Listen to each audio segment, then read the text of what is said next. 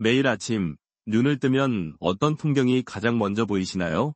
혹시 해가 잘 드는 식탁 위에 알록달록한 약병들이 먼저 눈에 들어오지는 않으신지요? 혈압약, 당뇨약, 그리고 누가 좋다고 해서 사다 놓은 영양제들, 어젯밤 잠을 설쳐서 챙겨 먹으려는 수면 보조제도 있을 테고, 무릎이 시큰거려서 빼먹으면 안 되는 관절약도 있겠지요. 그것들을 바라보며 한숨부터 내쉬는 분들이 많습니다. 이걸 언제 다 챙겨 먹나? 어제 아침에는 뭘 먹었던가 기억이 가물가물하기도 합니다. 약을 챙겨 먹는 일이 건강을 지키는 즐거운 습관이 아니라 마치 하루를 시작하기 전에 치러야 하는 무거운 숙제처럼 느껴지는 순간입니다. 우리는 흔히 이렇게 생각합니다. 의사가 처방해준 좋은 약이고 몸에 좋다는 영양제인데 그냥 대충 시간 맞춰 먹으면 괜찮겠지. 하지만 이 생각이 우리 건강을 위협하는 가장 위험한 오해가 될 수 있다는 사실을 아는 분은 많지 않습니다. 이 영상이 도움이 되셨다면 구독과 좋아요 눌러주세요. 작은 실천이 건강을 바꿀 수 있습니다. 오늘 저는 우리가 매일 마주하는 이 혼란스러움이 단순한 불편함을 넘어 어떻게 우리의 건강을 조용히 무너뜨릴 수 있는지에 대해 이야기하려 합니다. 그리고 이 혼란 속에서 질서를 찾는 아주 간단하고 현명한 방법, 바로 스마트 필박스 정리법에 대해 알려드릴 것입니다. 제가 40년 넘게 환자분들을 만나오면서 가장 안타까웠던 순간 중 하나는 병을 고치기 위해 드신 약이 오히려 새로운 병을 만들 때입니다. 특히 연세가 드실수록 2개, 3개 이상의 만성질환을 동시에 관리하는 경우가 많습니다. 내과에서 받은 약, 정형외과에서 받은 약, 또 안과에서 받은 약까지. 각자의 의사들은 환자분의 건강을 위해 최선의 처방을 내렸지만 이 약들이 환자분의 몸 안에서 만나 어떤 작용을 일으킬지는 아무도 장담하기 어렵습니다. 이를 의학 용어로는 다제약물 복용, 폴리파머시이라고 부릅니다. 5개 이상의 약물을 동시에 복용할 때 약물 간의 상호작용으로 인한 부작용 위험이 기하급수적으로 높아진다는 것은 이미 수많은 연구로 증명된 사실입니다. 하지만 많은 분이 이 위험성을 간과하십니다. 얼마 전 70대 후반의 한 어르신이 극심한 어지럼증과 속쓰림으로 저를 찾아오셨습니다. 혈압 관리는 잘 되고 있었고 식사도 잘 하시는 분이셨죠. 그런데 약봉지를 살펴보니 무릎 통증 때문에 다른 병원에서 처방받은 소염진통제와 내과에서 처방받은 혈전용해제를 함께 드시고 계셨습니다. 2약 모두 위장에 부담을 줄 수 있는데 보호제 없이 함께 복용하니 탈이 난 것입니다. 더 큰 문제는 여기에 몸에 좋다고 자녀분이 사다 주신 건강보조 식품들이었습니다. 혈액순환에 좋다는 오메가3, 기력 보충에 좋다는 홍삼. 환자분은 이것들도 당연히 약이라고 생각하고 약 먹는 시간에 함께 드셨습니다. 하지만 혈전용해제를 드시는 분이 오메가3나 은행잎 추출물 같은 보조제를 함께 먹으면 피가 멎지 않는 부작용이 생길 위험이 매우 커집니다. 환자분은 그저 약이 너무 많아서 뭐가 뭔지 모르겠다 며 멋쩍게 웃으셨습니다. 이건 그분의 잘못이 아닙니다. 누구도 우리에게 약을 현명하게 정리하는 법을 제대로 가르쳐주지 않았기 때문입니다. 우리는 그저 약을 받아서 식탁 위에 쌓아두기만 했던 것이죠. 의학계 내에서도 이 보충제와 약물의 상호작용에 대해서는 아직 연구가 더 필요한 영역이라고 말합니다. 그만큼 예측하기 어렵다는 뜻입니다. 지금 당장 여러분의 식탁 위를 한번 살펴보십시오. 그 위에 놓인 약병들은 여러분의 건강을 지키는 아군입니까? 아니면 서로 싸우고 있는 혼란 그 자체입니까? 대충 먹어도 괜찮겠지라는 안일한 생각이 오늘 하루의 건강을 넘어 남은 생의 질을 좌우할 수 있습니다. 우리는 약이라고 하면 무조건 병을 고치는 좋은 것이라고만 생각하는 경향이 있습니다. 물론 맞습니다. 인류는 약의 발전 덕분에 과거에는 상상도 못했던 긴 수명을 누리게 되었습니다. 하지만 동전의 양면처럼 약에는 반드시 부작용이라는 그림자가 따라붙습니다. 그리고 그 그림자는 우리가 복용하는 약의 가짓수가 늘어날수록 더 어둡고 짙어집니다. 앞서 말씀드린 다제약물 복용의 위험성이 바로 그것입니다. 제가 약이 오히려 독이 될 수 있습니다. 라고 말씀드리면 많은 분이 고개를 갸웃하십니다. 아니, 의사 선생님, 나라에서 허가받은 안전한 약이고 내가 이 약 먹고 혈압 조절도 잘 되는데 그게 왜 독이 됩니까? 이해하기 쉽게 비유를 들어보겠습니다. 우리 몸은 아주 정교하게 조율된 오케스트라와 같습니다. 혈압약은 트럼펫 소리를 조금 줄여주는 역할을 하고 당뇨약은 바이올린 소리가 너무 커지지 않게 조절하는 식이죠. 그런데 약이 5개, 10개가 되면 어떻게 될까요? 트럼펫 연주자, 바이올린 연주자, 첼로 연주자, 플루트 연주자가 각자 자기 악보만 보고 열심히 연주하는데 지휘자가 없는 상황과 비슷해집니다. 각자의 연주는 훌륭할지 몰라도 그 소리들이 한데 모였을 때 끔찍한 불협화음이 만들어질 수 있습니다. 약도 마찬가지입니다. A라는 약은 간에서 분해되고 B라는 약도 간에서 분해된다고 해봅시다. 두 약을 함께 먹으면 우리 간은 평소보다 2배, 3배의 일을 떠안게 됩니다. 결국 간은 지치게 되고 약 성분은 제대로 분해되지 못한 채 몸 안에 쌓여 독성, 톡시시티를 나타낼 수 있습니다. 이것이 약이 독이 되는 가장 흔한 원리입니다. 특히 연세가 드시면 우리 몸의 장기 기능, 특히 간이나 신장, 콩팥 기능이 젊을 때보다 자연스럽게 떨어집니다. 똑같은 약을 먹어도 젊은 사람보다 약 성분이 몸 밖으로 빠져나가는 속도가 느려집니다. 그런데 복용하는 약의 가짓수마저 많아지면 우리 몸은 그야말로 약의 홍수 속에서 허우적대게 되는 것입니다. 제가 만났던 80대 초반의 한 아버님은 밤에 잠을 잘 못 주무신다며 수면요도제를 처방받아 드시고 계셨습니다. 그런데 어느 날부터인가 낮에도 계속 멍하고 자꾸 넘어져서 엉덩방아를 찧으셨습니다. 가족들은 나이가 드셔서 기력이 쇠하신가 보다라고만 생각했죠. 하지만 제가 약 처방 내역을 꼼꼼히 살펴보니 아버님은 전립선 비대증 약도 함께 드시고 계셨습니다. 문제는 그 전립선 약 성분 중 일부가 수면요도제와 만났을 때 어지럼증과 졸음을 훨씬 더 심하게 유발할 수 있었다는 점입니다. 각자의 약은 꼭 필요한 약이었지만 두 약이 만나면서 낙상이라는 치명적인 부작용을 일으킨 것입니다. 노년의 낙상은 단순히 뼈가 부러지는 것에서 그치지 않고 폐렴이나 욕창으로 이어져 생명을 위협할 수도 있습니다. 의학계에서도 이 모든 약물 상호작용을 100% 예측하는 것은 불가능에 가깝다고 말합니다. 사람마다 유전자가 다르고 생활습관이나 식습관이 다르기 때문에 똑같은 약을 먹어도 반응이 제각각이기 때문입니다. 심지어 우리가 흔히 먹는 자몽 주스 하나가 특정 고혈압약의 혈중 농도를 위험할 정도로 높일 수 있다는 사실을 모르는 분들도 많습니다. 지금 이 순간 나는 괜찮겠지 라고 생각하고 계시다면 다시 한번 여러분의 약 상자를 점검해 보셔야 합니다. 내가 먹는 약들이 내 몸 안에서 조화로운 교향곡을 연주하고 있는지 아니면 서로 싸우며 시끄러운 소음을 만들어내고 있는지 말입니다. 좋은 약도 잘못 쓰면 독이 된다는 것. 이것이 우리가 스마트 필박스 정리를 시작해야 하는 첫 번째 이유입니다. 우리가 약을 정리할 때 저지르는 가장 큰 실수 중 하나가 바로 이 지점입니다. 많은 분이 약과 건강기능식품, 즉 보충제를 명확히 구분하지 않고 한 곳에 섞어 보관하십니다. 이것도 몸에 좋은 거고 저것도 몸에 좋은 거니까 라는 생각 때문이지요. 하지만 이 둘은 태생부터 목적까지 완전히 다릅니다. 이 차이를 이해하는 것이 스마트 필박스 정리의 핵심입니다. 약, 정확히는 전문의약품은 아주 명확한 목적을 가집니다. 바로 질병의 치료입니다. 고혈압약은 혈관을 확장시켜 혈압을 낮추고 당뇨약은 혈당을 떨어뜨립니다. 이 약들은 수많은 임상시험을 통해 그 효과와 안전성을 엄격하게 검증받았고 의사의 처방이라는 감독하에 사용됩니다.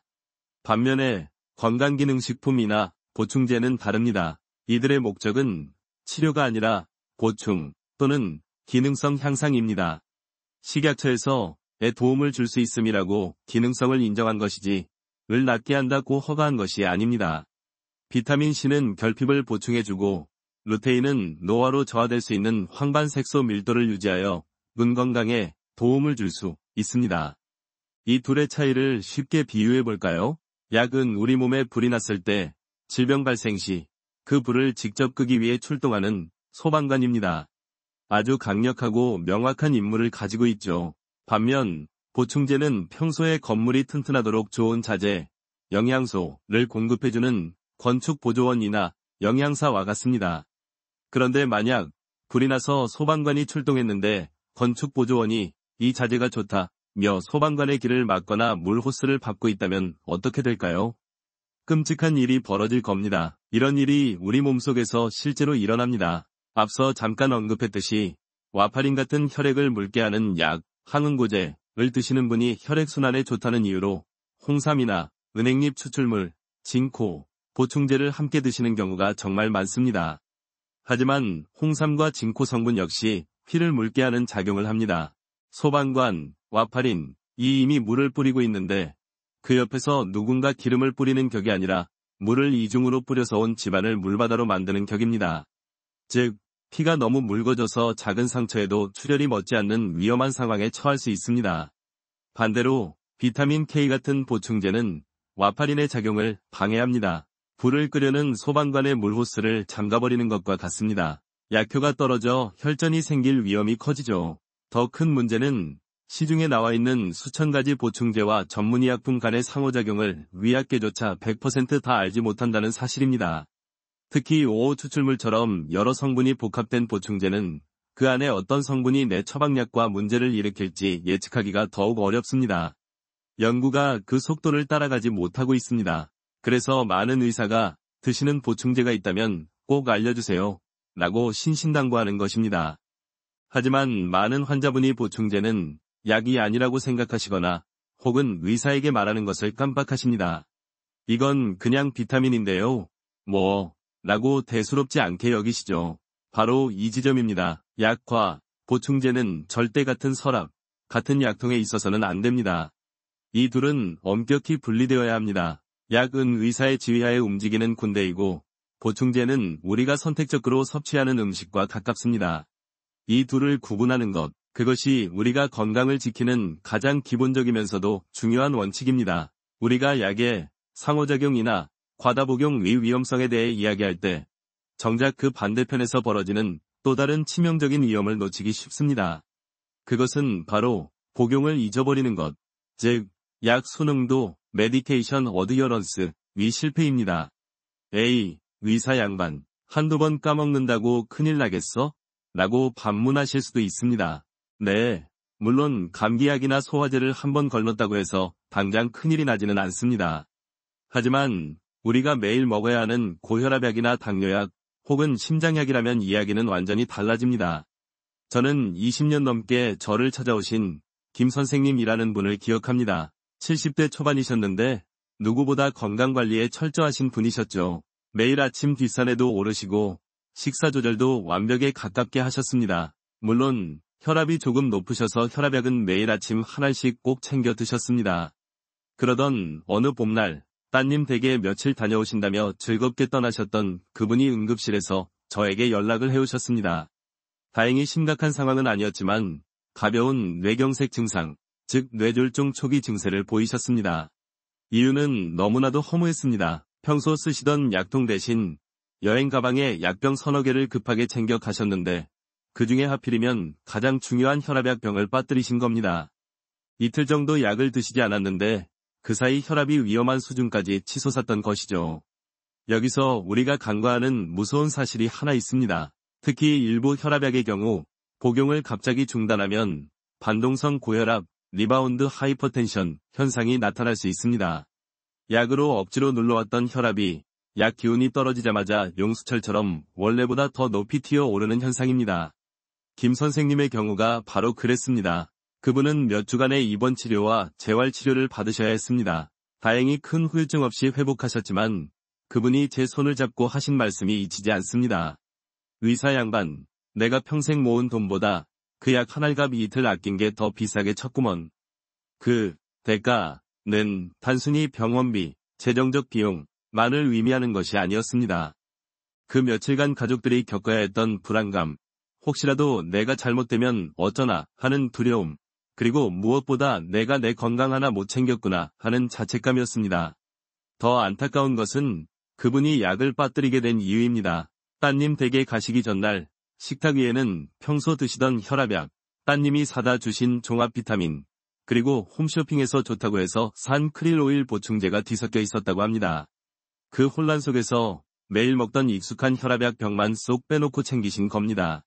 우리는 흔히 약을 잊어버리는 이유를 기억력 감퇴나 치매의 신호로만 생각하며 두려워합니다. 하지만 의학계에서는 환자가 약을 거르는 이유가 단순히 기억력 때문만은 아니라고 봅니다. 오히려 시스템의 부재가 더 큰 원인일 때가 많습니다. 지금 당장 약을 먹어야 하는데 약통이 어디 있는지 모르거나 오늘 아침에 먹었는지 안 먹었는지 헷갈리는 그 상황 자체가 문제입니다.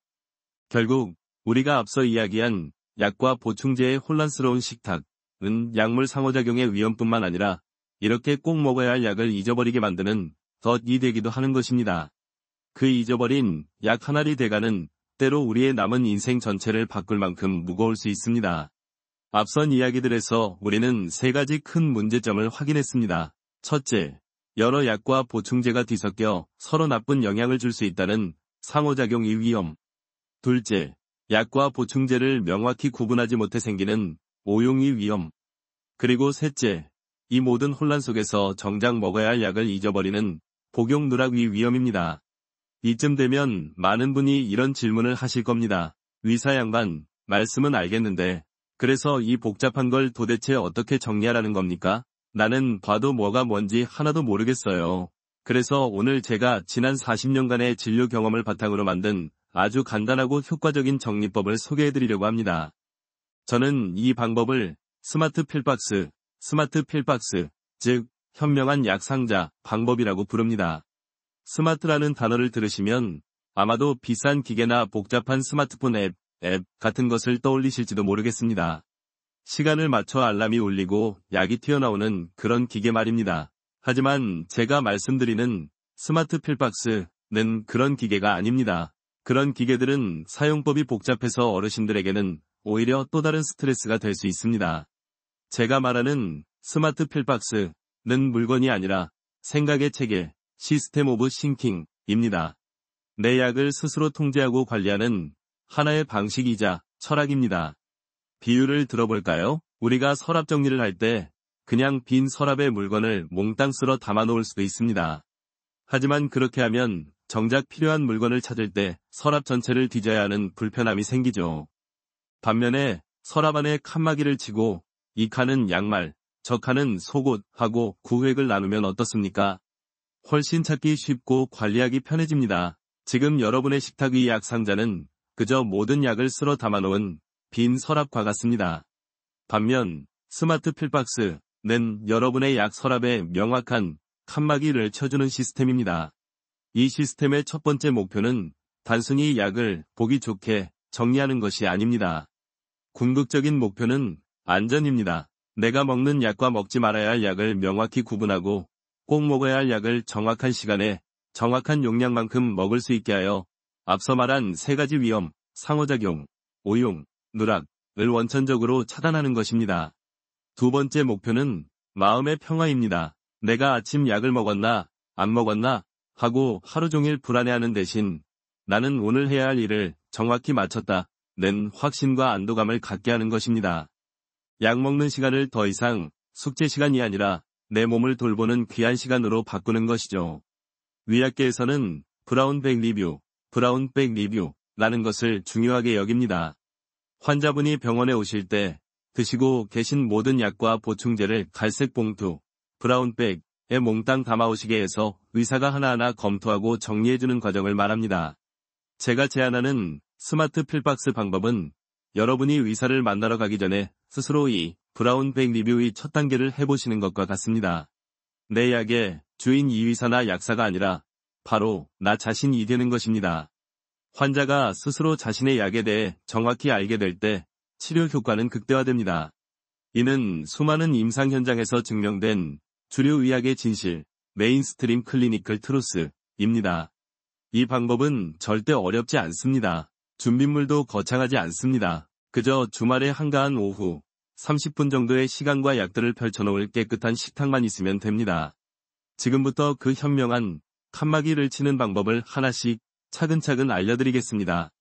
자, 이제 스마트 필박스를 만들기 위한 그 첫 번째 단추를 꿰어보겠습니다. 가장 중요하고 어쩌면 가장 귀찮게 느껴질 수도 있는 단계입니다. 하지만 이 단계를 건너뛰면 우리는 모래 위에 집을 짓는 것과 같습니다. 첫 번째 단계는 바로 모든 것을 꺼내십시오입니다. 지금 당장 집안에 있는 모든 입으로 들어가는 건강 관련 제품들을 식탁 위로 가져와 보십시오. 침대 머리맡 서랍에 넣어둔 약통, 거실장에 숨겨둔 영양제 상자, 냉장고에 보관 중인 물약이나 유산균, 그리고 핸드백이나 외투 주머니 속에 굴러다니는 비상약까지 하나도 빠짐없이 모두 한자리에 모으는 것입니다. 아마 이 과정만으로도 깜짝 놀라시는 분들이 많을 겁니다. 내가 이렇게나 많은 걸 먹고 있었다고? 혹은 이건 언제 산 건지도 기억이 안 나네. 하는 것들이 분명히 나올 겁니다. 마치 1년 만에 옷장 정리를 할 때 입고 있던 옷이 나오는 것처럼 말입니다. 이렇게 모든 것을 한눈에 펼쳐놓는 것만으로도 우리는 문제의 심각성을 시각적으로 깨닫게 됩니다. 이것이 바로 현실 직시입니다. 모든 것을 꺼내놓으셨다면 이제 종이와 펜을 준비해 주십시오. 그리고 하나씩 손에 들고 그 약의 이름을 적어 내려가기 시작합니다. 여기서 중요한 것은 병원에 처방받은 약뿐만 아니라 자녀가 사다 준 보충제, 홈쇼핑에서 구매한 건강즙, 심지어 가끔 먹는 소화제나 진통제까지 모두 목록에 포함해야 한다는 것입니다. 제가 만났던 한 환자분은 고지혈증 약을 처방받아 드시고 계셨습니다. 그런데 어느 날 검사를 해보니 간 수치가 위험할 정도로 높아져 있었습니다. 식습관에도 큰 변화가 없었고 술도 거의 드시지 않는 분이셨죠. 원인을 찾기 위해 약 목록을 검토하다가 환자분이 무심코 요즘 친구가 줘서 먹기 시작한 게 있긴 해요 라고 말씀하셨습니다. 그것은 바로 붉은 쌀, 즉 홍국 성분이 들어간 건강기능식품이었습니다. 문제는 고지혈증 약의 주성분인 스타틴 계열이 바로 이 홍국 곰팡이에서 발견된 성분을 기반으로 만들어졌다는 사실입니다. 환자분은 자신도 모르는 사이에 똑같은 성분의 약을 이중으로, 그것도 아주 고용량으로 복용하고 계셨던 겁니다. 간에 무리가 갈 수밖에 없었습니다. 이처럼 환자분들은 보충제는 약이 아니라고 생각해서 의사에게 말할 필요성을 느끼지 못하는 경우가 많습니다. 이것이 바로 목록 작성이 중요한 이유입니다. 처방약 리스트가 아니라 내가 먹는 모든 것의 리스트가 필요한 것입니다. 리스트를 작성하실 때는 약 이름 옆에 몇 가지를 더 적어주시면 좋습니다. 첫째, 이걸 왜 먹고 있는지 목적입니다. 예, 혈압 조절, 무릎 통증 완화, 눈 건강. 둘째, 누가 처방했거나 권했는지입니다. 예, 내과 의사, 정형외과 의사, 딸 추천, TV 광고. 이 목록을 작성하는 과정은 그 자체로 강력한 자가 진단 도구가 됩니다. 내가 왜 이 약을 2개나 먹고 있지? 이 약은 먹기 시작한 지 10년도 넘었는데 아직도 먹어야 하나? 하는 의문이 자연스럽게 떠오르기 시작합니다. 물론 이 과정에서 우리가 모든 답을 알 수는 없습니다. 의학계에서도 수많은 성분들의 상호작용을 다 파악하지 못하고 있는데 일반인이 어떻게 알겠습니까? 중요한 것은 내가 무엇을 모르는지를 아는 것입니다. 이 목록은 바로 여러분의 질문 목록이 됩니다. 이 종이 한 장이 다음번에 병원을 방문했을 때 의사에게 보여줄 수 있는 가장 강력한 무기이자 여러분의 건강을 지키는 가장 정확한 지도가 되는 것입니다. 의사는 환자가 무엇을 먹고 있는지 정확히 알 때 비로소 최선의 처방을 내릴 수 있습니다. 의사가 바빠 보이는데 이런 걸 다 보여줘도 되나 하고 주저하지 마십시오. 환자 본인의 건강보다 더 중요한 것은 없습니다. 이렇게 잘 정리된 목록은 오히려 의사의 진료 시간을 단축시키고 진료의 질을 획기적으로 높여줍니다. 지금 당장 흩어져 있는 모든 약들을 식탁 위로 모으는 것부터 시작하십시오. 자, 이제 여러분의 식탁 위에는 지난 세월의 흔적이 담긴 약 목록 이 한 장 놓여 있을 것입니다. 어쩌면 그 목록의 길이에 스스로 놀라고 조금은 막막한 기분이 드실 수도 있습니다. 괜찮습니다. 그것이 바로 현실을 마주하는 용기 있는 첫걸음입니다. 이제 2번째 단계로 넘어갑니다. 이 단계는 어쩌면 첫 번째 단계보다 훨씬 더 중요할 수 있습니다. 바로 작성한 목록을 하나하나 짚어보며 스스로에게 이 질문을 던지는 것입니다. 나는 이 약을 왜 지금도 먹고 있는가? 이 질문은 이 약이 무슨 약인가?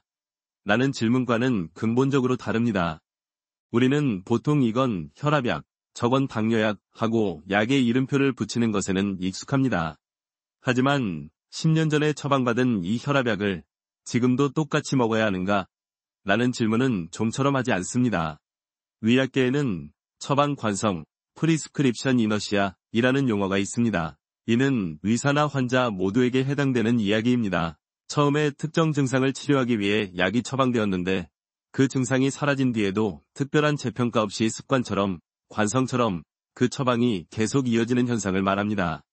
예를 들어 위궤양이 심해서 강력한 위산 억제제를 6개월간 처방받았다고 가정해봅시다.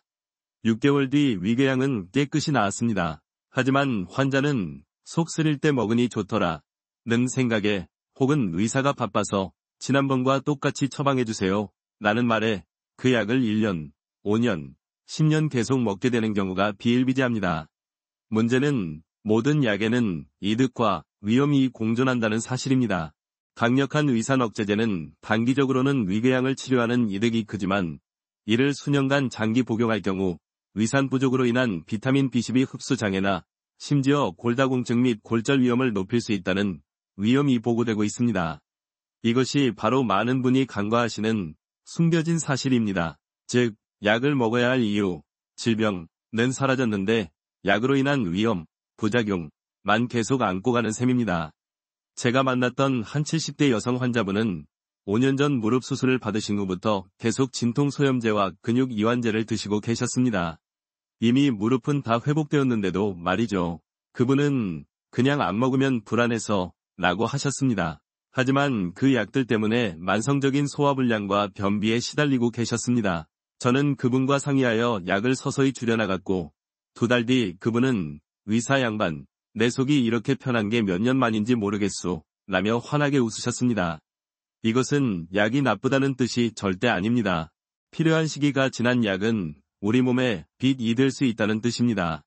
자, 이제 여러분의 목록을 다시 한번 보십시오. 그리고 다음 3가지에 해당하는 약이 있는지 한번 표시, V, 해보시기 바랍니다. 첫째, 복용하기 시작한 지 5년 혹은 10년이 훌쩍 넘은 약. 둘째, 그때 왜 이 약을 처방받았더라 하고 이유가 가물가물한 약. 셋째, 지금은 그 증상이 없는데도 예전에 속 쓰렸던 것, 어지러웠던 것, 그냥 먹고 있는 약. 물론 이 질문에 대한 답을 환자 스스로 내릴 수는 없습니다. 혈압약이나 당뇨약처럼 평생 관리해야 하는 약도 분명히 있습니다. 이 약, 오래 먹었으니 이제 그만 먹어야지 하고 환자 마음대로 중단하는 것은 100km로 달리는 차에서 갑자기 뛰어내리는 것만큼이나 위험합니다. 이것이 주류 의학의 확고한 진실입니다. 2단계의 목적은 약을 끊는 것이 아닙니다. 2단계의 목적은 질문할 것을 찾는 것입니다. 의학계 내에서도 처방 중단, 드프레스크리빙은 매우 뜨거운 감자입니다. 어떤 약을 언제, 어떻게 안전하게 줄이거나 중단할 수 있는지에 대해서는 의사들 사이에서도 여전히 많은 연구와 논쟁이 이루어지고 있습니다. 그만큼 복잡하고 어려운 영역이라는 뜻입니다. 여러분이 작성한 이 질문 목록은 다음번 의사와의 상담을 의미 있는 대화로 만들어줄 것입니다. 선생님, 제가 이 약을 5년째 먹고 있는데 혹시 용량을 줄이거나 다른 약으로 바꿀 가능성은 없을까요? 제가 이 약을 왜 먹기 시작했는지 기억이 안 나는데 한번 확인해 주실 수 있나요? 이렇게 구체적으로 질문하는 환자에게 의사는 더 정확한 답을 줄 수 있습니다. 이것이 바로 여러분이 자신의 건강을 지키는 주체가 되는 과정입니다. 자, 이제 우리는 목록, 리스트이라는 지도를 손에 쥐었습니다. 내가 무엇을 먹고 있는지, 그리고 왜 먹고 있는지에 대한 질문거리도 찾았지요. 이제 스마트 필박스 방법의 가장 실질적이고 핵심적인 3번째 단계로 들어갑니다. 바로 분류, 소팅입니다. 우리가 약을 정리할 때 가장 흔히 하는 실수가 무엇인지 아십니까? 바로 약의 종류별로 정리하는 것입니다. 이건 혈압약 서랍, 저건 당뇨약 서랍 하는 식이지요. 혹은 약병에 혈압약, 소염제라고 견출지를 붙여놓기도 합니다. 얼핏 보면 체계적인 것 같지만 이것이 바로 매일 아침 우리를 혼란에 빠뜨리는 주범입니다. 아침에 일어나 식탁 앞에 섰다고 생각해 보십시오. 혈압약, 통에서 한 알, 당뇨약, 통에서 한 알, 관절약, 통에서 또 한 알. 그런데 잠깐, 어제 의사가 혈압약 중에서 한 가지는 저녁에 드세요 라고 말한 것 같습니다. 그럼 이 통에 있는 게 아침 약이 맞나? 저녁 약이 맞나? 결국 모든 약병을 다시 꺼내서 처방전을 뒤적여야 합니다. 이런 방식은 매일 하루에 3번씩 우리에게 복잡한 시험을 치르게 합니다. 바쁘거나 정신이 없으면 실수하기 딱 좋은 환경이지요. 스마트 필박스의 핵심은 이 관점을 완전히 뒤집는 것입니다. 약을 종류별로 분류하는 것이 아니라 먹는 시간별로 분류하는 것입니다. 이것은 마치 우리가 여행 가방을 살 때와 같습니다. 여행지에 가서 입을 옷을 챙길 때 월요일에 입을 옷, 화요일에 입을 옷 하고 날짜별로 옷을 개어 놓으면 얼마나 편합니까? 스마트 필박스는 는 바로 이 날짜별 옷 챙기기와 같습니다. 준비물은 간단합니다. 약국에 가면 흔히 파는 요일별 약 달력, 필 오거나이저 하나면 충분합니다. 중요한 것은 아침, 점심, 저녁, 주무시기 전 이렇게 최소 3에서 4칸으로 나뉜 것을 고르셔야 한다는 겁니다. 그리고 일주일에 단 하루, 예를 들어 토요일 저녁이나 일요일 저녁 딱 30분만 투자하십시오. 그 시간에 우리가 만든 약 목록과 모든 약병을 늘어놓고 일주일치 약을 미리 분류해 담아두는 것입니다. 월요일 아침 칸에는 월요일 아침 식후 30분에 먹어야 할 혈압약 A, 당뇨약 B, 위장약 C를 모두 넣어둡니다. 월요일 점심 칸에는 점심 식후에 먹어야 할 관절염 약 D를 넣습니다.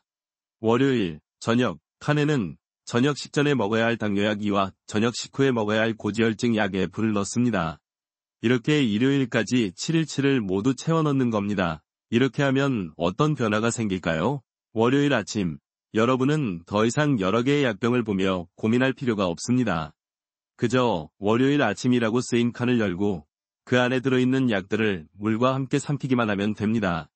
숙제가 습관으로 바뀌는 순간입니다. 제가 40년간 환자들을 봐오면서 이 간단한 요일별 약통을 사용하기 시작한 분들의 약 수능도 컴플라이언스가 극적으로 향상되는 것을 수없이 목격했습니다. 약을 거르거나 잘못 먹는 실수가 90% 이상 줄어듭니다. 이것은 제 개인의 경험이 아니라 수많은 논문으로 증명된 주류 의학의 진실입니다. 여기서 많은 분이 식후 30분이라는 말을 아주 철석같이 지키려고 애쓰십니다. 밥 먹고 딱 30분 알람을 맞춰놓기도 하시죠. 하지만 이 30분이라는 것이 모든 약에 해당하는 절대적인 규칙은 아니라는 사실을 아시는지요? 이것이 많은 분이 모르는 사실입니다. 식후 30분이라는 지침은 1. 약 먹는 시간을 잊지 않도록 식사 시간과 연결하고 2. 일부 약물이 위장해주는 부담을 줄이기 위해 만들어진 편의상의 규칙일 때가 많습니다. 오히려 어떤 약은 음식물이 흡수를 방해해서 반드시 식전에 먹어야 하고 또 어떤 약은 음식물의 지방 성분과 함께 먹어야만 흡수가 잘 되기 때문에 식사 직후에 먹는 것이 가장 좋습니다. 의학계 내에서도 이 식후 30분 규칙이 과연 모든 환자에게 최선인가에 대해서는 이견이 있습니다. 너무 이 규칙에 얽매이다가 약 먹는 것 자체를 잊어버리는 것보다 조금 이르거나 늦더라도 매일 거르지 않고 꾸준히 먹는 것 이 혈압이나 당뇨 조절에는 훨씬 더 중요하기 때문입니다. 그러니 여러분의 약통을 아침 식후, 점심 식후, 저녁 식후로 나누되 약을 먹는 행위 그 자체에 집중하십시오. 이 시스템은 여러분을 매일의 혼란에서 해방시켜 줄 것입니다. 우리가 스마트 필박스의 세 번째 단계, 즉 시간대별 약 분류까지 마쳤습니다. 이제 여러분 앞에는 월화수목금토일, 아침, 점심, 저녁으로 완벽하게 정리된 약통이 놓여 있을 것입니다. 일주일치의 약이 한눈에 들어오니 마음이 한결 가벼워지셨을 겁니다. 하지만 이 완벽하게 정리된 약통을 어디에 두시겠습니까? 많은 분이 이 마지막 단계를 간과하십니다. 약을 다 정리해놓고는 습관처럼 가장 편한 장소에 약통을 둡니다. 그리고 그 편한 장소가 애써 정리한 약을 도구로 바꾸는 가장 위험한 장소가 되곤 합니다. 제가 환자분들 댁에 방문할 기회가 있을 때 약통이 어디 있는지 여쭤보면 가장 흔하게 발견되는 장소 두 군데가 있습니다. 바로 욕실, 화장실, 선반과 냉장고입니다. 물을 마시면서 바로 약을 먹거나 눈에 잘 띄기 때문이라는 이유에서죠. 하지만 이 두 곳은 약을 보관하기에 최악의 장소입니다. 먼저 욕실부터 이야기해 보겠습니다. 욕실은 우리 집안에서 습도와 온도, 변화가 가장 극심한 곳입니다. 매일 하는 샤워나 목욕으로 뜨거운 증기와 습기가 욕실 전체를 채웁니다.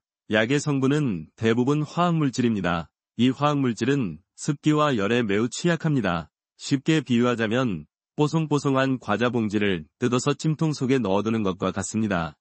과자가 어떻게 될까요? 눅눅해지고 끈적거리며 형태가 변해버릴 겁니다. 약도 똑같습니다. 단단했던 알약이 습기를 머금어 부스러지거나 캡슐이 서로 들러붙을 수 있습니다. 하지만 더 무서운 것은 눈에 보이지 않는 변화입니다. 약의 화학 구조 자체가 변질되어 버리는 것입니다. 이렇게 변질된 약은 두 가지 큰 문제를 일으킵니다. 첫째, 약효가 현저히 떨어집니다. 100mg의 효과를 내야 하는 혈압약이 욕실에서 변질되어 50mg이나 60mg의 효과밖에 내지 못하게 되는 겁니다. 환자분은 매일 꼬박꼬박 약을 먹고 있다고 생각하지만 실제로는 절반의 용량만 복용하는 셈입니다. 혈압이 조절되지 않는 것은 어쩌면 당연한 결과입니다. 둘째, 더 위험한 것은 약 성분이 변질되면서 아예 독성 물질로 변해버릴 수 있다는 가능성입니다. 특히 일부 항생제나 아스피린 같은 약들은 습기에 분해되면서 위장에 더 큰 부담을 주는 물질을 만들어낼 수 있습니다. 그 다음으로 많이 오해하시는 장소가 냉장고입니다. 의사 양반, 덥고 습한 곳이 안 좋다면 차갑고 건조한 냉장고가 최고 아닌가? 라고 생각하시죠. 일리가 있는 말입니다. 하지만 여기에도 치명적인 함정이 숨어 있습니다. 물론 약사가 이 약은 반드시 냉장 보관하세요 라고 특별히 안내한 약들, 일부 안약, 개봉하지 않은 인슐린, 특정 실업제는 당연히 냉장고에 보관해야 합니다. 하지만 문제는 대부분의 일반적인 알약입니다. 이런 약들을 냉장고에 넣으면 오히려 약을 망치는 지름길이 될 수 있습니다. 왜일까요? 바로 결로 현상 때문입니다. 차가운 냉장고에 있던 약통을 실온으로 꺼내는 순간 안경에 김이 서리듯 약병 안쪽과 알약 표면에 미세한 물방울, 습기, 이 맺힙니다. 이것은 약을 욕실에 두는 것보다 더 나쁩니다. 약을 차가운 물에 잠시 담갔다 빼는 것과 마찬가지입니다. 이 과정이 매일 반복되면 약은 냉장고 안에서 오히려 습기에 찌들어 변질되는 것입니다. 의학계에서는 특별한 지시가 없는 한 알약이나 캡슐을 냉장 보관하는 것을 절대 권장하지 않습니다. 이것이 많은 분이 잘못 아시는 사실입니다. 그렇다면 창가에 두는 것은 어떨까요? 햇볕을 쬐면 살균도 될 것 같고요. 그것 역시 최악의 선택입니다. 빛, 특히 직사광선은 약의 화학 구조를 파괴하는 강력한 적입니다. 약의 보관 원칙은 아주 간단하고 명확합니다. 서늘하고 쿨, 건조하며 드라이, 어두운, 다크, 곧. 우리의 정성이 담긴 스마트 필박스 약통은 화장실 선반이나 냉장고 문이 아니라 바로 침실 서랍장이나 거실에 해가 들지 않는 높은 수납장 안이 제자리입니다. 아이들 손이 보이지 않는 곳이면 더욱 좋겠지요. 약을 정리하는 행위의 마무리는 그 약통을 안전한 집에 넣어주는 것까지입니다. 지금까지 저와 함께 스마트 필박스를 만들고 가장 안전한 장소에 보관하는 법까지 알아봤습니다. 모든 약이 아침, 점심, 저녁으로 가지런히 정리된 약통을 보면 마치 큰 숙제를 끝낸 것처럼 마음이 뿌듯하실 겁니다. 하지만 이 중요한 작업을 혹시 지금 혼자 하고 계시지는 않으신가요? 만약 그렇다면 저는 여러분께 마지막으로 한 가지, 어쩌면 가장 중요한 안전장치를 더하시라고 간곡히 부탁드리고 싶습니다. 그것은 바로 두 번째 눈, 세컨드 페어 오브 아이즈입니다. 바로 여러분의 가족, 배우자, 혹은 자녀분들의 도움입니다. 제가 진료실에서 이런 말씀을 드리면 많은 어르신이 손사래부터 치십니다. 아이고, 의사 양반, 내가 아직 그렇게 총기가 흐리지 않아. 이 정도는 나 혼자 할 수 있어. 다들 바쁘게 사는데 이런 것까지 귀찮게 하고 싶지 않아. 그 독립심과 자녀를 배려하는 마음, 제가 왜 모르겠습니까? 너무나도 존경스럽고 당연한 마음입니다. 하지만 우리가 다루는 약이라는 것은 작은 실수 하나가 돌이킬 수 없는 결과로 이어질 수 있는 아주 예민한 물건입니다. 이것은 총기나 기억력의 문제가 아니라 시스템의 문제입니다. 비행기를 모는 기장님을 생각해 보십시오. 수십 년 경력의 베테랑 기장님도 절대 혼자 비행기를 몰지 않습니다. 항상 그 옆에는 부기장, 코파일럿이 함께 앉아 있습니다. 부기장이 있는 이유가 기장님의 실력이 부족해서일까요? 아닙니다. 사람은 누구나 실수를 할 수 있기 때문입니다. 특히 매일 반복되는 익숙한 일일수록 우리는 자동 항법 장치처럼 습관적으로 행동하게 됩니다. 바로 이때 실수가 나옵니다. 부기장은 기장님이 놓칠 수 있는 계기판의 작은 숫자 하나, 관제탑의 지시 하나를 곁에서 함께 확인해주는 두 번째 눈이 역할을 합니다. 여러분이 매주 약을 정리하는 그 30분 동안 여러분의 자녀나 배우자가 바로 그 부기장 역할을 해줘야 합니다. 얼마 전 저에게 오랫동안 진료를 받아오신 70대 후반의 전직 교수님이 계셨습니다. 누구보다 명석하시고 꼼꼼하신 분이었죠. 그날도 따님이 아버님을 모시고 정기검진을 오셨습니다. 따님이 조용히 제게 이런 말씀을 하셨습니다. 선생님, 지난주에 아버님이 약을 정리하시는데 제가 옆에서 무심코 봤거든요. 그런데 새로 처방받으신 고지혈증 약을 예전에 드시던 약이랑 같이 약통에 넣고 계신 거예요. 알고 보니 제가 약의 종류를 바꿔드리면서 기존 약은 중단하시라고 말씀드렸는데 아버님은 습관처럼 두 약을 모두 챙기고 계셨던 겁니다. 다행히 따님이 옆에서 그걸 발견하고 바로잡았기에 망정이지 하마터면 똑같은 약을 이중으로 복용하실 뻔했던 아찔한 순간이었습니다. 그 교수님이 약 설명을 이해하지 못하셨을까요? 아닙니다. 그분은 습관에 따라 움직이셨던 겁니다. 이처럼 약물 관리의 실수는 몰라서 생기기보다 익숙해서 생기는 경우가 훨씬 많습니다. 이것이 많은 분이 간과하는 사실입니다. 의학계에서도 이 문제를 심각하게 봅니다. 노인 환자의 약물 복용 오류, 메디케이션 에러즈는 단순히 기억력 감퇴 때문이 아니라 복잡한 처방, 폴리파머시, 과시력 저하, 작은 글씨, 그리고 익숙한 습관 이 복합적으로 작용한 결과라고 봅니다. 자녀분들께 부탁하는 것을 짐을 지우는 일이라고 생각하지 마십시오. 오히려 이것은 사랑의 대화가 될 수 있습니다. 얘야, 내가 일요일 저녁에 약을 챙길 건데 20분만 옆에 앉아서 내가 혹시 빠뜨리거나 잘못 넣는 건 없는지 좀 봐줄 수 있겠니? 이것은 해줘가 아니라 같이 확인해줘라는 요청입니다. 가족의 참여는 단순히 실수를 줄이는 것을 넘어 환자 본인에게도 나 혼자가 아니구나, 나는 엄청난 심리적 안정감을 줍니다. 의학계 내에서도 환자의 자율성과 가족의 개입 사이에서 어느 정도가 적절한지에 대한 논의는 계속되고 있습니다. 하지만 제 40년 경험에 비추어 볼 때 여러 개의 약을 다루는 문제에 있어서만큼은 자존심보다는 안전이 무조건 우선되어야 합니다. 여러분의 건강은 여러분 혼자만의 것이 아니라 가족 모두의 행복이기 때문입니다. 이제 우리는 스마트 필박스 시스템의 거의 마지막 단계에 도달했습니다. 여러분은 집안에 흩어져 있던 모든 약과 보충제를 한데 모아 목록을 만드셨고 6단계, 그 목록을 보며 왜 먹는가라는 중요한 질문을 떠올리셨습니다. 7단계. 그리고 마침내 요일별, 시간대별로 완벽하게 정리된 약통을 만드셨고 8단계. 그 약통을 가장 안전한 장소에 보관하셨습니다. 9단계.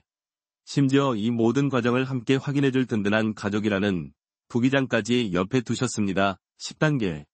이 모든 것은 오늘을 위한 준비였습니다. 바로 이 잘 정리된 목록과 명확한 질문지를 들고 여러분의 주치의, 즉 담당 의사를 만나러 가는 날입니다. 그런데 제가 진료실에서 40년을 지내오면서 가장 안타까운 순간이 바로 이 지점입니다. 많은 환자분이 집에서는 이것도 물어봐야지, 저것도 물어봐야지 하고 단단히 준비를 해오십니다. 그런데 막상 하얀 가운을 입은 의사 앞에 앉으면 그 모든 질문이 하얗게 잊히고 맙니다. 의사 선생님이 바쁘신 것 같은데 이런 사소한 걸 물어봐도 되나? 괜히 유난 떤다고 생각하시면 어떡하지? 3분 진료라는데 어느 세월에 이 긴 목록을 다 보여드리나? 이런 걱정과 두려움 때문에 결국 의사 앞에서는 네, 늘 먹던 대로 주세요. 라는 말밖에 하지 못하고 진료실 문을 나섭니다. 그리고 집에 돌아와서는 아, 맞다. 그 약 줄여달라고 말하는 걸 깜빡했네. 하며 후회하십니다. 이것은 여러분의 잘못이 아닙니다. 환자가 의사 앞에서 주눅이 드는 것은 어쩌면 당연한 일입니다. 하지만 현대의학에서 가장 중요하게 여기는 치료 원칙 중 하나가 바로 공동의사결정, Shared Decision Making이라는 것을 기억하셔야 합니다. 공동의사결정이란 의사가 일방적으로 이 약 드세요 라고 명령하는 것이 아니라 의학적 정보를 가진 의사와 자신의 생활 습관과 증상을 가장 잘 아는 환자가 함께 최선의 치료법을 찾아가는 대화의 과정입니다. 이 대화를 가능하게 하는 가장 강력한 도구가 바로 여러분이 집에서 정성껏 준비한 그 약 목록입니다. 하지만 의사에게 이 목록을 어떻게, 언제 보여줘야 할까요? 선생님, 제가 약이 너무 많아요. 라고 뜬구름 잡듯이 말하면 바쁜 의사는 어르신, 다 필요한 약입니다. 라고 답할 수밖에 없습니다. 그래서 저는 오늘 여러분이 진료실에서 의사에게 꼭 하셔야 할 마법의 질문 3가지를 정확한 문장으로 알려드리겠습니다. 이 질문은 여러분의 부기장, 가족, 이 대신 읽어주셔도 좋습니다. 첫 번째 질문입니다. 진료가 시작되면 준비해간 목록을 공손히 내밀며 이렇게 말씀하십시오. 선생님, 제가 오늘 집에서 먹고 있는 모든 약과 영양제를 꼼꼼하게 적어왔습니다. 다른 말씀드리기 전에 딱 1분만 시간을 내주셔서 이 목록을 한번 훑어봐 주실 수 있겠습니까? 이 질문은 두 가지 효과가 있습니다. 하나는 내가 오늘 준비된 환자로 왔음을 알리는 것이고, 다른 하나는 1분이라는 구체적인 시간을 제시함으로써 의사의 심리적 부담을 덜어주는 것입니다. 어떤 의사도 이렇게 정성껏 준비해온 환자의 목록을 외면하지 않습니다. 두 번째 질문입니다. 의사가 목록을 확인하고 난 뒤 7단계에서 여러분이 표시, V, 해두었던 그 약을 짚으며 말씀하십시오. 선생님, 제가 이 약, 위장약을 5년 넘게 먹고 있습니다. 혹시 지금도 이 약이 꼭 필요한지, 아니면 용량을 좀 줄이거나 안전한 다른 약으로 바꿀 가능성은 없는지 여쭤보고 싶습니다. 이것이 바로 처방 중단, 드프레스크리빙을 요청하는 가장 정중하고 효과적인 질문입니다. 많은 분이 모르시는 사실이 하나 있습니다. 의사들도 환자의 약을 줄여주고 싶어 합니다. 하지만 의사들이 가장 두려워하는 것은 혹시라도 약을 줄였다가 환자에게 문제가 생기면 어떡하나 하는 책임감입니다. 하지만 이렇게 환자 혹은 보호자가 먼저 나는 이 약을 줄이고 싶다는 의사를 명확히 밝히면 의사는 그 책임감을 나누어질 수 있게 됩니다. 환자분도 이 약의 필요성에 대해 고민하고 계셨군요. 그럼 우리 함께 조절해 봅시다. 라며 훨씬 적극적으로 나설 수 있게 됩니다. 세 번째 질문입니다. 선생님, 사실 제가 하루에 약을 3번 혹은 4번 챙겨 먹는 것이 조금 버겁습니다. 자꾸 잊어버리기도 하고요. 혹시 가능하다면 하루에 한두 번 먹는 약으로 처방을 조절해 주실 수 있는 방법이 없을까요? 이것은 수능도를 높이기 위한 아주 현실적인 질문입니다. 의학계 내에서도 과연 모든 약을 꼭 식후 30분에 맞춰 하루 3번 먹어야 하는가에 대해서는 여전히 많은 논의가 있습니다. 최근에는 기술이 좋아져서 하루 한 번만 먹어도 효과가 24시간 지속되는 좋은 약, 복합제 등이 많이 나와 있습니다. 환자가 이런 불편함을 구체적으로 말해주지 않으면 의사는 기존 처방을 바꾸지 않을 수 있습니다. 여러분의 이 질문 하나가 여러분의 삶의 질을 바꿀 수 있습니다. 여러분이 준비한 스마트 필박스 목록은 단순한 종이가 아닙니다. 그것은 의사와의 대화를 여는 열쇠이자 여러분의 건강을 지키는 방패입니다. 오늘 우리는 꽤 긴 여정을 함께 걸어왔습니다. 아침 식탁 위를 어지럽혔던 그 혼란스러움에서 시작해서 1절 내용 상기, 그 속에서 질서를 찾아내는 스마트 필박스의 마지막 단계까지 왔습니다. 이제 다시 여러분의 아침을 상상해 보십시오. 더 이상 수많은 약병들 앞에서 한숨을 내쉬는 아침이 아닙니다. 깨끗하게 정돈된 식탁, 그리고 안전한 서랍 속에 가지런히 정리된 여러분의 일주일치 약통이 있습니다. 월요일 아침 칸을 열어 망설임 없이 약을 입에 넣는 그 순간, 여러분은 무엇을 느끼시나요? 그것은 단순한 편리함이 아닐 것입니다. 그것은 바로 평화입니다. 내가 오늘 먹어야 할 약을 정확히 먹었다. 는 안도감. 혹시 잊어버린 건 아닐까? 더 이상 걱정하지 않아도 된다는 마음의 평화입니다. 오늘 우리가 함께한 이 작업은 단순히 약을 정리하는 기술을 배운 것이 아닙니다. 이것은 내 건강의 주도권을 다시 내 손으로 가져오는 과정이었습니다. 어쩌면 지난 수십 년간 우리는 그저 병원에서 주는 대로 약을 받아먹는 수동적인 환자였을지도 모릅니다. 하지만 오늘 여러분은 스스로 목록을 만들고 의사에게 용기 있게 질문을 던짐으로써 11절 내용 상기, 여러분의 건강을 관리하는 주체가 되셨습니다. 스마트 필박스라는 이 방법이 어쩌면 아주 작고 사소한 실천처럼 보일 수 있습니다. 고작 일주일에 30분, 약을 분류하는 작은 습관일 뿐입니다. 하지만 저는 40년 넘게 환자들을 보면서 확신하게 되었습니다. 우리의 삶을 바꾸는 것은 언제나 거창한 수술이나 비싼 약이 아니라 바로 이렇게 매일 꾸준히 반복하는 작은 실천입니다. 혼란스러움 속에서 질서를 찾는 이 작은 행동이 여러분의 마음에 나는 내 건강을 스스로 돌볼 수 있다. 는 단단한 믿음을 심어줄 것입니다. 약에 대한 통제력을 되찾을 때 우리는 비로소 약에 대한 막연한 두려움에서 벗어나 약을 우리의 진정한 아군으로 만들 수 있습니다. 정돈된 약 상자는 정돈된 마음을 가져다 줍니다. 그리고 그 정돈된 마음에서부터 더 건강하고 평화로운 노년이 시작됩니다. 지금 시작하시면 내년 이맘때는 전혀 다른 삶이 펼쳐질 수 있습니다. 오늘이 그 첫걸음입니다.